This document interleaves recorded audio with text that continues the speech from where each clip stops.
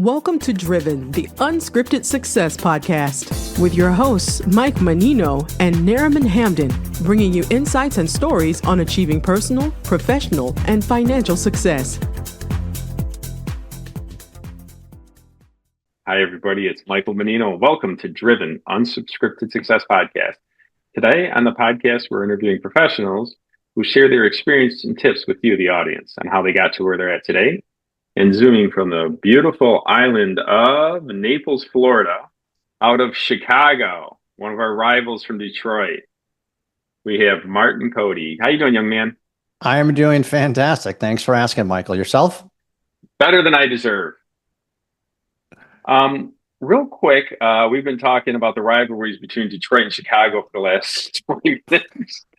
And I want to just step off from that for a second and tell everybody who you are, what you do, and how you got to where you're at today. And also all the accomplishment. You had 2 podcasts. That's amazing.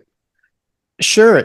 And thank you for the opportunity to share a little wisdom. I think it's very, very important for all of us that have that wisdom gained through years of hard knocks, if you will, to kind of pay it forward and see if we can't elevate individuals in whatever capacity they are in business and life to just flourish and thrive in whatever they're doing. So I always consider it an honor to help in that capacity. As you mentioned, I'm born and raised in the Chicago area, lived downtown for a number of years. There is where I got my start in healthcare, worked for a privately held company and kind of matriculated through all of the ranks, was there for about 10 or 11 years, covered a lot of different capacities of healthcare from the hospital side, from the ambulatory surgery center side. I spent most of my time later on in that capacity in the operating room because it was just a thriving, very robust experience there. And I also learned that more revenue flows through the operating room than all other areas of the hospital combined. So Agreed. That's where I wanted to be. Then I went into kind of the electronic side of healthcare, electronic medical records in the early 2000s time period, then went into management in some areas, worked for small firms. And really, at the end of the day, it was kind of helping physicians, A, perform more efficiently with their given specialties, and then B, get paid faster for the care that they rendered. And kind of removing the friction in that. And through all that, there was various individual contributor roles, some player coach roles, and then some coach roles where I did a lot of management. And I've worked for startups, I've worked for billion-dollar corporations, and I just get great joy out of helping other people succeed, whether it's in medicine or even in managing them in their sales capacity.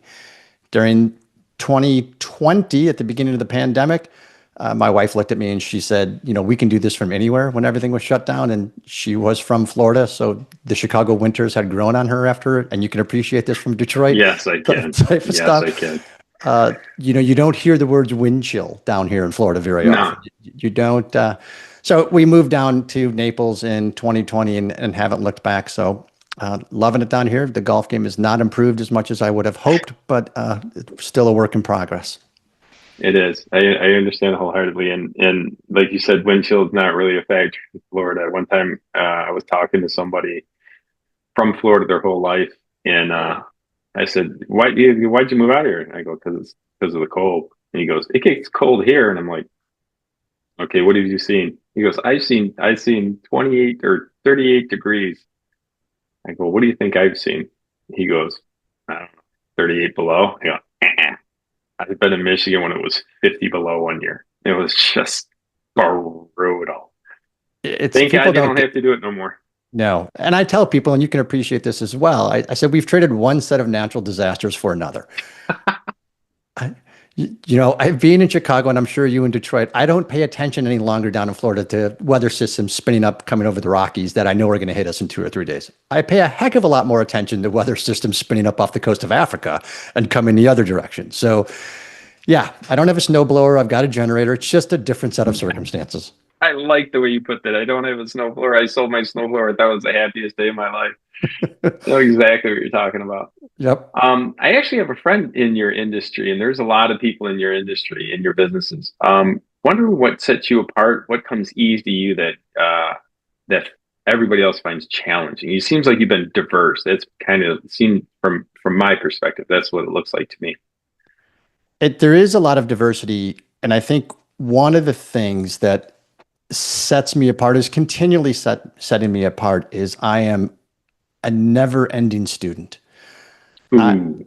I I cannot stop learning. And so I am a voracious reader, podcast listener. I do a lot of physical fitness. I'm in a great community down in Naples where I do a ton of walking. And so I'm listening to books all the time, on podcasts and stuff like that. So I'm perpetually trying to enhance my knowledge, looking for ways that I can lead myself better so that I can then lead my team better, if that's where I'm going. And then also looking for ways to just find a slight edge. How can I help an entity succeed in a shorter time frame to where that raises, the rising tide raises all boats of everyone in that organization. So, and I've said it for years, the day I stop learning is the day they're shoveling dirt on me, because I just love the attainment and acquisition of knowledge. I agree with you wholeheartedly. I'm in martial arts, and they have, I think it's Chinese or Japanese, they have a saying that knowledge is king. And it is. It absolutely is. If you know everything about the industry, then you're going to be the king of that industry. Correct. And you have to be able to put that knowledge into action. So articulating visions, getting teams behind you, developing go-to-market strategies.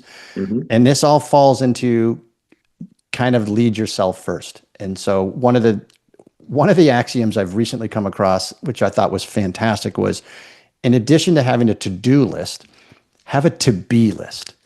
So if you're a leader if you're a leader of a group, what is it that you want to be and inspire in your group and your org? And from a leadership standpoint, you usually have to be more accessible, be more humble, be more vulnerable, which is completely different than some of the rah-rah, testosterone-driven leaders that media or business projects on us. It's like, no, you're not going to have all the answers. It's okay to admit that you're not going to have all the answers. Rely on your team to produce some of those answers. And there you will be more humble. And in that humility is strength. And teams resonate with that, and they will do more to produce the environment that you're after when you show them that you are in fact human. I mean, this isn't, we talked martial arts a little bit. A lot of this stuff is ancient wisdom, right? This has been around for a long, long time. I'm a huge fan of Stoicism and the great Stoics, and Seneca and Epictetus and Aurelius, and those folks. Love studying them because there's so much that's applicable today in the business world that they were talking about, 2,000 plus years ago. I agree wholeheartedly. I still study. I read everything he's done. Is Sun Tzu, The Art of War, and he's just one of the most amazing tacticianers I've ever seen in my life. And if you just take his lessons and like you said, bring it into business, it really does change the game. Absolutely, it really does change the game. It's mind-boggling, and I wish there was more classes on this in high school and college and things of that nature, because if you started this, in my opinion, at a younger age, you would be more fruitful faster, and in that, you would probably develop a greater sense of fulfillment and happiness and contentment, and that would then further drive itself, and then it just iterates upward. I like what you said. If they teach the classes that they have, it should be, I agree that classes should be changed totally different. The education system needs to be changed, period. And what they need to teach is Stoicism first. And because with that as your base, I mean, it really does set you up for a great life. Who's your favorite, this is off topic, but who's your favorite Stoic? It's hard to go away from Aurelius. And yeah. I've read Meditations a couple times, and like every great work, each time you come away with an entirely different grasp of what was being said and conveyed than you did, because you're looking at things or reading things through different sets of eyes. So as you acquire more wisdom and more experience, then you're looking at it differently. And it's a famous quote by another one of my favorite authors, Wayne Dyer, that says, when you change the way you look at things, the things you look at change. So it's all about perspective, and the Stoics talk about that often, right? Nothing is or isn't, but our thoughts make it so, type of thing. So what is your favorite line? What is your favorite verse? Oh, that's right? I do like. Like you had 10 kids. What's your favorite kid? Exactly. I would listen to an excerpt this morning from Epictetus's Enchiridion, and there's a whole bunch of wisdom in Enchiridion that is just mind-boggling, and you're just like, yes, that makes perfect sense. A lot of it does stem around what we think about, and nothing is or isn't. It's just that our thoughts make it so. And I think that resonates with me. So does amore fati, and being the lover of fate. And you and I talked previously. I was just terminated from a job after 6 years. I have to actually have been trained to love that aspect, because as if I designed it, now that's a complete switch flip for where I would have been 25 years ago. I don't know a single person in my circle that hasn't been terminated at one point or time or another from a riff, from they had to relocate or what have you. So we're all going to go through it. The trick is to train yourself to optimistically embrace it and be excited about it. Mark Devine, famous Navy SEAL, calls it embracing the suck. Yeah, it's going to suck, but embrace that. Embrace it like you designed it. And then your whole mind switches about how excited you can be with what's on the other side. So all of that stuff, I think, captivates me and fuels me to then kind of deliver, not only for myself, but for my family, for the people I work for and work with, and help them to thrive and succeed. I can't agree with you more. Can I tell you a quick story about a friend of mine in your industry in Chicago, actually? His name's John Zuris, good friend of mine. And I called him up one time and he goes, "Oh, I got let go." And I'm like, "What do you mean?" He goes, my Ascension I'm going to probably say all of it wrong, but Ascension got bought out by somebody else. So nobody has a job. You got to re-interview for your job. I'm like, "Awesome." And he goes, "What?" I go, "You're going to find a better job." And he goes, "No, I gotta, it's going to be in self-talk or doubt or demons talking to you. I'm not as good as." I go, "You're John Zurisk, man. You're not getting this." And he goes, "No, I go, listen, go apply for jobs and give me a call when you get all your applications out." And he goes, "Well, I got three places I want to interview. I got 3 interviews." I go, "What's the first one?" He goes, "Interview for my same position." I go, "Nope, not going for that." And he goes, "Another one was a lesser position." I go, and the next one had a CEO or CFO involved in it, in the letters. And I go, "Okay, that one." And he goes, "Well, I don't have the job," and self-talk and all that. I go, "You're John Zuris. You're not getting this. You're John Zuris. I'm trying to talk to you. I wish I knew you more to explain this to you, but you're going to get better than anything you probably ever had in your life before." And then he finally interviews for the job. And he calls me up afterwards and I go, "How'd it go?" He goes, "Went really well." And I go, "I told you you're going to get the job." He goes, "Oh, I don't have the job yet." "Okay, fine. You're John Zuris. You're not getting it." I go, "What was the best part of the interview?" John Zuris was my counter breaker for the US Open. He was in the heavyweight. I was in the lightweight. And the interview went fantastically. And the guy's leaving and he comes back and goes, "Hey, what do you think about your personal health?" And he puts his head down, looks back up at him. He goes, "I'm doing a triathlon this weekend." He goes, "Oh, I'll check that off the list." And lo and behold, he got the job, and it's great, and he loves it. Now he's looking for a better job, and I was like, "Oh, okay, yeah, CEO on the title." And you're going, "That's great. It's awesome." So you'll do very well. I can tell right now in the first few minutes that I've seen, you're articulate, bright, and you're, the learning part of anything helps everybody.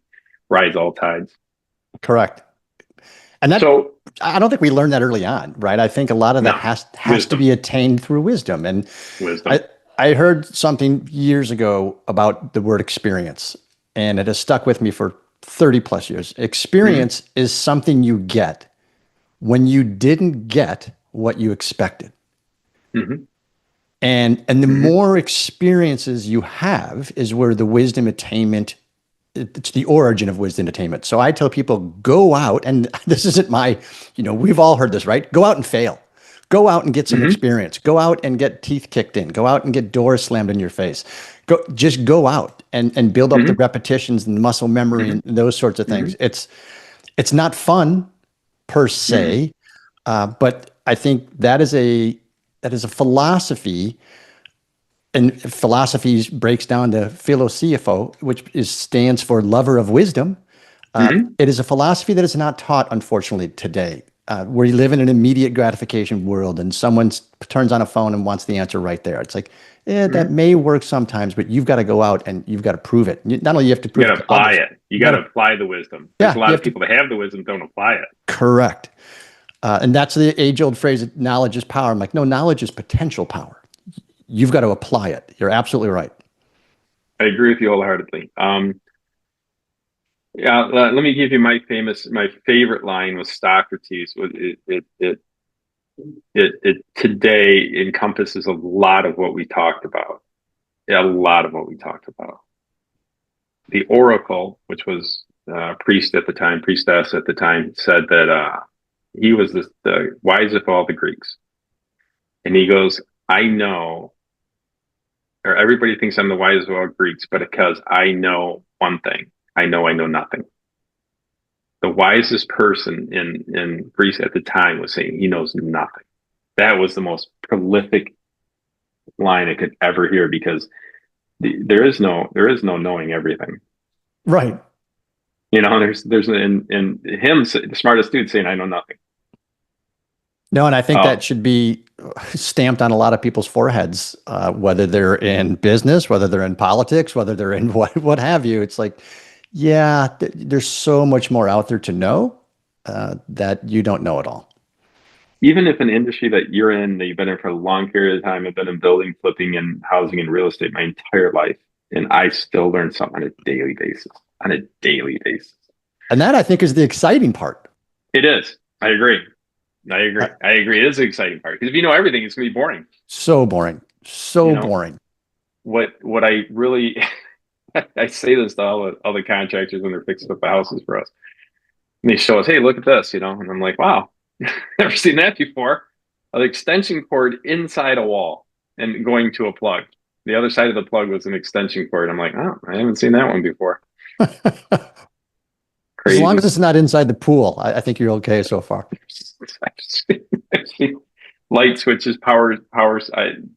House I'm living in right now, tore apart the shower, and there was a plug underneath the tub. Oh my God!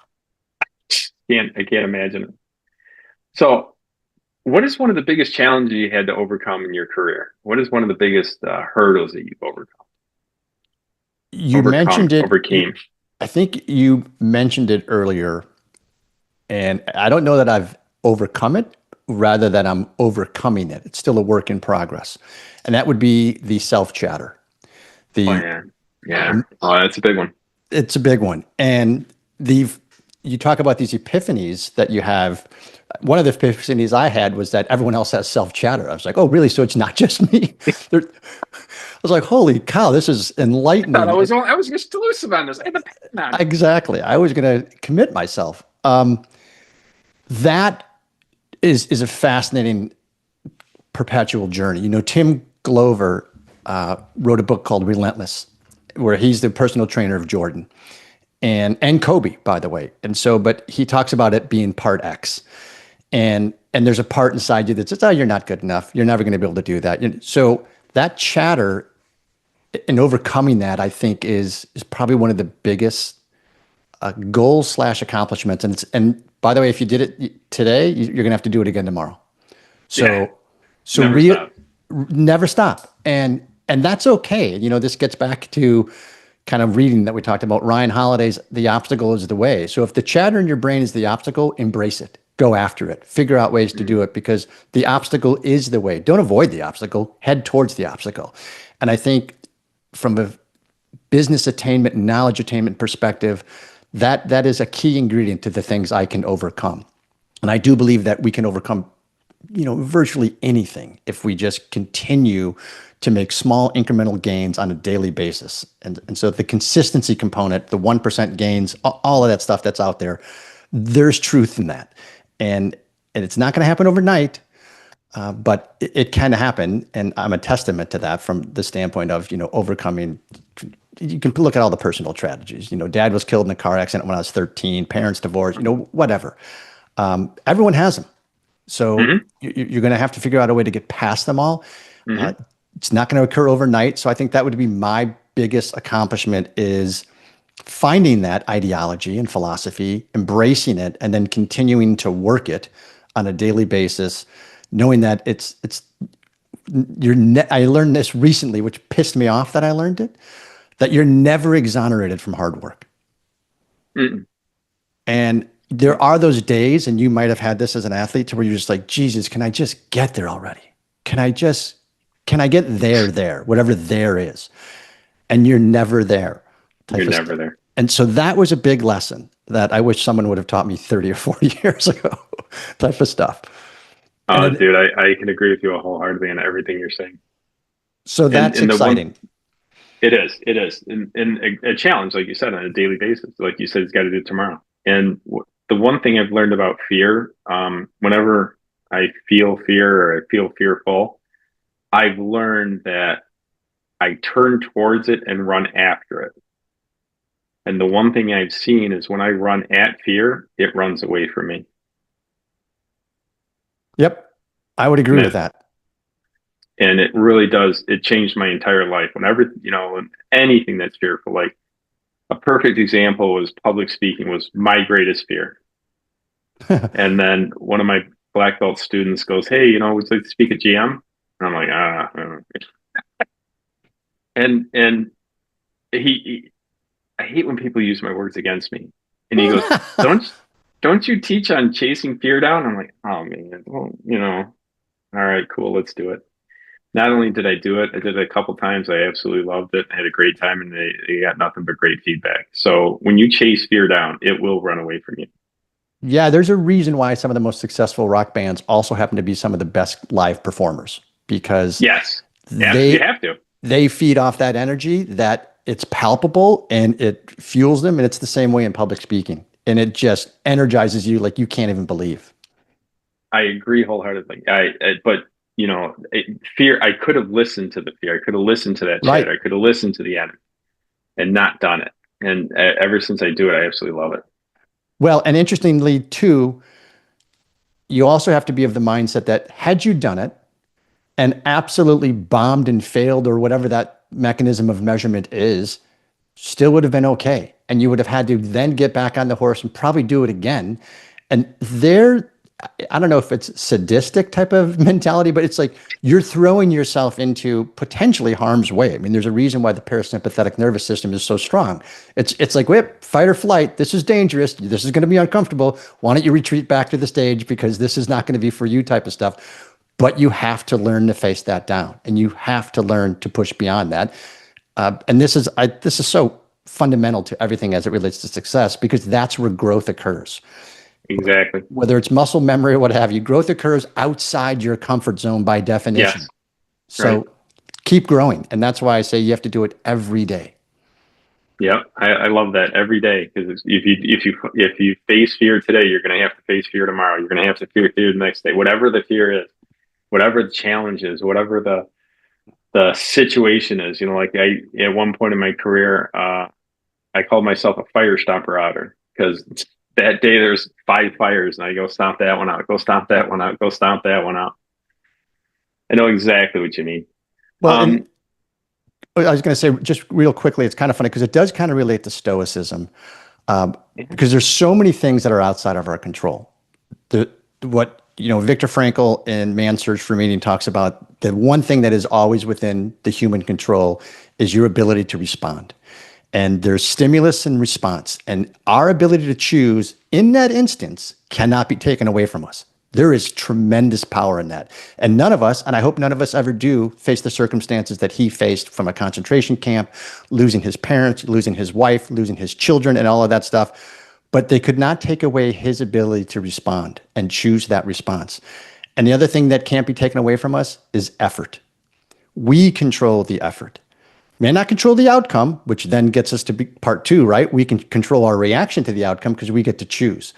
We can play victim and listen to the monkey chatter and all that other stuff. But effort is I think, single most fundamentally important piece of anything we do as humans. You have to put forth the effort daily.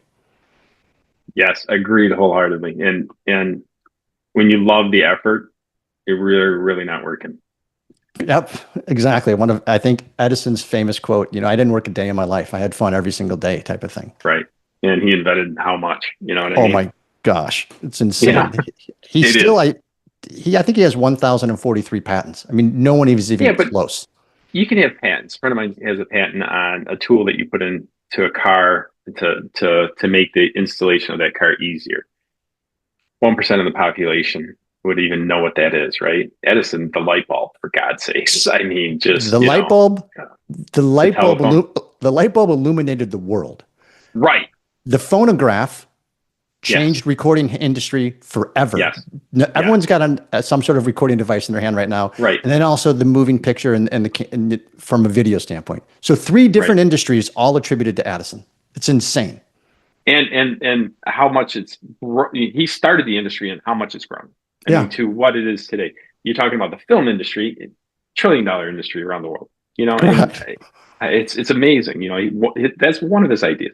Still would have been known for just that, or the phone, or the light bulb. Any one of them was amazing. It's fascinating. It is. I love talking to you, and I'm looking at the time.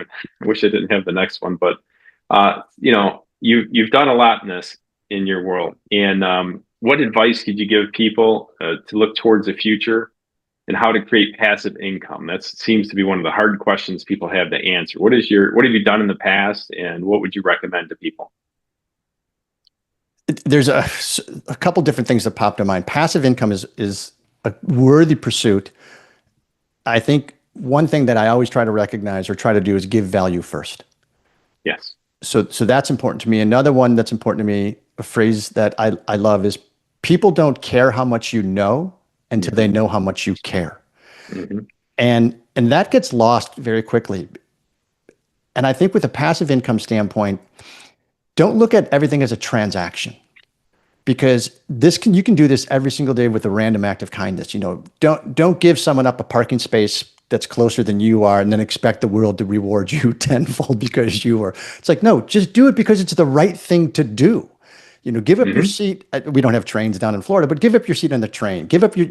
Open up a door for someone because it's the right thing to do, not because you're expecting anything in return. So I think from that standpoint, you know, I didn't invent the phrase. I might have been Mandela. Be the change you want to see in the world.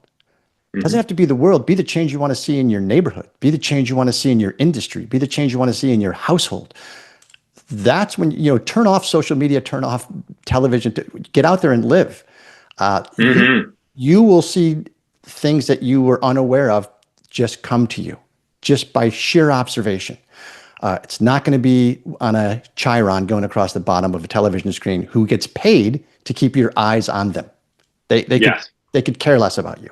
I agree. So that would be my parting quote unquote wisdom, is to never stop learning, be a perpetual student, be the change you want to see in whatever capacity, and then be observant, because the universe has a way of rewarding that type of behavior. And I believe you will be introduced to opportunities you had no idea existed just because you're out there building the reps and getting the repetitions in. Yep. You build your muscle, whatever that muscle is. Agreed wholeheartedly. Wrapping up the interview, what exciting plans do you have for the next 6 to 12 months? What is the game plan for you? You got some cool stuff in your life. I'm dying to see what you're going to do next. Likewise, I am also looking forward to it. There's a ton of gas still left in this tank. I mean, I'll be 60 next year. And there's just a lot I want to do, share, explore, and help. And so I'm looking at the industry of healthcare because I know that best, and trying to figure out where is a fantastic digital healthcare company that has great technology that could benefit from my skill set and my knowledge and my contacts to say, hey, how can we elevate what you're currently doing faster and scale faster so that more people can benefit from the technology that you possess and that you have made available? And with AI and ML, I mean, this stuff is changing instantaneously compared to what was happening 25, 30 years ago in legacy industries. So that is exciting, but they also would benefit from someone that's kind of been through the school of hard knocks. So I'm excited to see on a career standpoint where that goes. I'm excited to pursue martial arts for the first time to see where that goes. And I have to get my golf game in shape, because you can't live in Naples and just play as poorly as I'm playing. I'm pretty sure you're not doing that. Everybody thinks you're doing worse when you get martial arts. Everybody thinks you're the worst in the world. It's the craziest thing in the world. What's your par? What's your my handicap is currently 14. I'm the most dangerous 14 in the world because I can probably shoot 80, but I can also shoot 104. Well, having a handicap of 14 on 18 holes is good. You're subpar, so that's great. Subpar 1. That's great. So don't think you're bad. In the martial arts, whenever you get into it, just enjoy it. Because if you keep enjoying it, you'll go back and then you can learn anything, or you can learn everything from it. Yeah. I mean, my friends and I call it QTR. We're getting to a certain age where there's a finite amount of quality time remaining. So we want to enjoy that. Good point. I embrace experiences over wealth per se. There's a great book called Die with Zero that I encourage people to read because it will change the paradigm in your head of saving for a nest egg, saving, we put away all this money for retirement so that when we're 70 something, we can use it. It's like, well, when you're 70, you're not going to go hike Machu Picchu. Go do that now. Go to Europe. Go do that now while you still can. Leave some to your children. Exactly. So that's the type of philosophy I want to ingrain in people is chase the experiences. I told my kids I want to leave them nothing. My goal is to die at zero. So I know exactly that I'm going to have to read that book. Well, listen, Martin, I can't tell you how much I appreciate what you did. This has been a great podcast and probably one of the best I've had in a good long time. Thank you very much for being on. And if anybody would want to contact you, how would they do that? They can find me on LinkedIn. That's probably the easiest place to find me, Martin Cody, and it should be evident. Or they can shoot me an email at strategicleadership@proton.me, strategicleadership@proton.me. I'm happy to connect with people because I think, locking elbows or as in the Detroit and Canadian say, elbows up. Elbows up. It makes this ride a heck of a lot more enjoyable when we're doing it together. Agreed wholeheartedly. Thanks a lot for being on the podcast. And everybody would like to talk to Martin, please give him a contact. He's a wealth of knowledge, especially in the medical industry. Thank you very much for being on. I appreciate it. Absolutely my honor and privilege. Thanks for having me, Michael. Thank you. Bye-bye. Thanks for listening to Driven, the Unscripted Success Podcast. Want to share your story? Apply to be a guest at drivensuccesspodcast.com/guest.